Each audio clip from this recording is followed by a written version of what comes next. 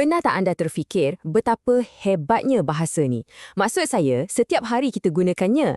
Daripada sembang-sembang biasa sampailah kita tulis karangan yang kompleks, kan? Semuanya datang dari asas yang sama. Jom, hari ni kita akan bongkar 6 teori utama yang cuba jelaskan macam mana kita semua boleh jadi pakar bahasa. Ini soalan paling asas sekali. Macam mana seorang bayi yang mulanya tak tahu satu patah perkataan pun, cuma tahu menangis, tiba-tiba boleh belajar bercakap, faham idea yang susah-susah, malah boleh berdebat pasal falsafah pula tu. Perjalanan dari wa'ah sampai boleh bercakap penuh makna ni memang satu misteri yang dah lama buat pakar-pakar pening kepala. Dan hari ini, kita akan cuba rungkai misteri ni sama-sama.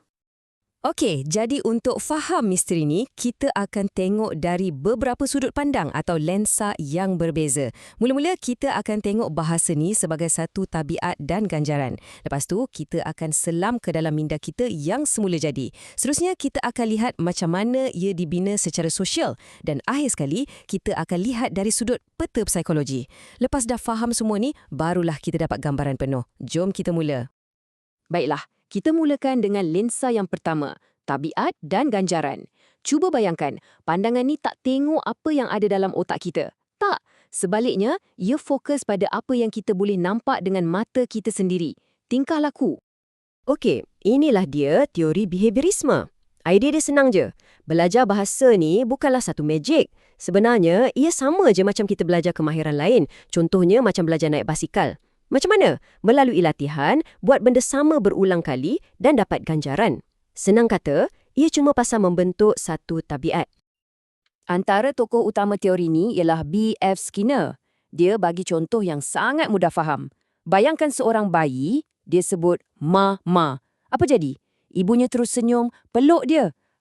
Itulah ganjaran yang paling best. Jadi, bayi tu pun ulang dan ulang. Sebab dia dah tahu sebut mama dapat respons positif. Lama-lama, jadilah tabiat. Jadi, asasnya senang je. Kita tiru, kita buat, kita dapat ganjaran dan kita ulang.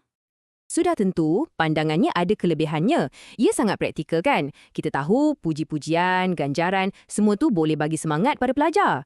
Tapi, ada juga kelemahannya. Kalau terlalu fokus pada latihan dan ulangan, pelajar mungkin cuma hafal je tapi tak faham betul-betul. Akhirnya, mereka jadi macam pak turut, cuma mendengar dan meniru secara pasif. Okey, sekarang kita buat pusingan you. Lupakan sekejap pasal tingkah laku luaran. Lensa kedua ni ajak kita masuk ke dalam. Ya, ke dalam kotak hitam misteri itu sendiri. Minda manusia. Boleh dikatakan ini adalah satu revolusi besar dalam cara kita faham pasal bahasa. Teori mentalis ni yang dipelopori oleh Noam Chomsky memang betul-betul lawan teori sebelum ni. Chomsky seolah-olah cakap, kejap. Mana boleh macam tu? Dia perasan budak-budak boleh cipta ayat yang mereka tak pernah dengar pun. Macam mana tu? Kalau setakat tiru, takkan boleh jadi macam ni. Jadi, hujah dia, kita ni sebenarnya dilahirkan dengan kebolehan semula jadi untuk berbahasa. Konsep paling utama kat situ ialah Language Acquisition Device atau kita panggil LAD. Cuba bayangkan otak kita ni macam ada satu software bahasa universal yang dah siap-siap install masa kita lahir. Software ni bukan untuk bahasa Melayu atau bahasa Inggeris secara spesifik, tapi untuk bahasa secara amnya. Jadi, tugas budak-budak ni cuma perlu dengar je bahasa di sekeliling mereka dan otak mereka secara automatik akan isi tempat kosong dan faham apa peraturan tata bahasa yang perlu digunakan. Hebat kan? Ada satu lagi teori yang fokus pada proses dalaman, iaitu teori kognitif. Tapi pandangan dia sikit berbeza. Kalau tadi kita kata bahasa ni satu software khas, teori kognitif pula cakap, tak, bahasa ni bukan sesuatu yang istimewa dan terasing. Sebaliknya, ia adalah sebahagian daripada perkembangan mental kita secara menyeluruh. Maksudnya, bila kita makin pandai berfikir, makin kuat ingatan, makin cekap selesaikan masalah, barulah bahasa kita pun ikut berkembang. Ia datang dalam satu pakej lengkap. Jadi, nampak tak perbezaan utamanya kat sini?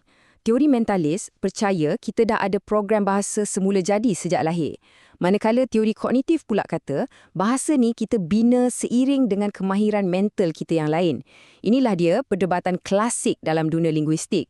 Adakah ia anugerah semula jadi atau ia dibina melalui pemikiran dan pengalaman? Okey, kita dah tengok dari luar, dari dalam minda, tapi ada satu lagi benda penting yang kita tertinggal. Apa dia? Orang lain. Ya, kita tak hidup seorang diri. Lensa yang ketiga ni pula berhujah yang bahasa ni tak wujud dalam vacuum, ia lahir sebab kita sebagai manusia memang ada keperluan asas untuk berhubung antara satu sama lain. Teori interaksionalis ni meletakkan interaksi sosial sebagai perkara nombor satu. Ia kata sebab utama kita belajar bahasa adalah sebab kita nak berhubung. Simple, kita tak belajar cakap semata-mata sebab nak latih tabiat atau nak aktifkan software dalam otak. Tak, kita belajar sebab kita nak kongsi idea, nak tanya soalan, nak jadi sebahagian dari komuniti. Jadi boleh kata perbualan itulah enjin utama bahasa. Lepas tu, datang pula teori konstruktivism. Ia kembangkan lagi idea interaksi ni. Ia kata, kita ni bukan macam span yang cuma serap maklumat. Bukan. Sebaliknya, kita secara aktif membina pengetahuan kita sendiri. Setiap kali kita belajar perkataan baru, ia macam kita tambah satu blok binaan baru atas pengetahuan lama kita. Lama-kelamaan, binaan tu jadi makin besar, makin kukuh dan makin kompleks. Seorang pemikir hebat, Lev Vygotsky, bagi kita dua konsep best untuk faham benda ni.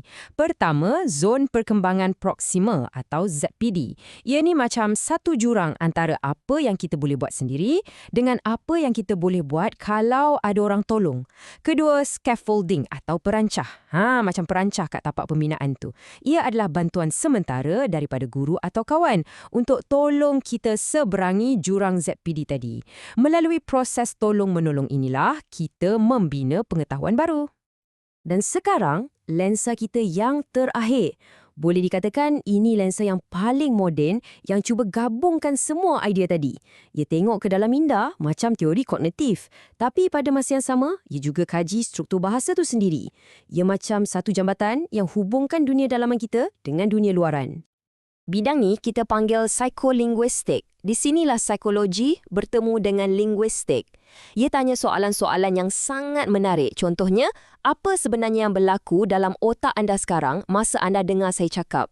Macam mana anda proses semua perkataan ni dan faham maksudnya? Itulah dia. Psikolinguistik ni kaji mekanik bahasa dalam otak kita secara real time. Dan benda ni sangatlah praktikal, terutamanya untuk cikgu-cikgu. Bila seorang guru faham macam mana minda pelajar proses bahasa, dia boleh tahu kat mana sebenarnya masalah pelajar tu. Adakah masalahnya pada struktur ayat atau sintaksis, atau mungkin pada maksud perkataan iaitu semantik, ataupun pada bunyi bahasa iaitu fonologi. Teori ni bagi mereka macam satu peta untuk kesan masalah dan cari jalan penyelesaian.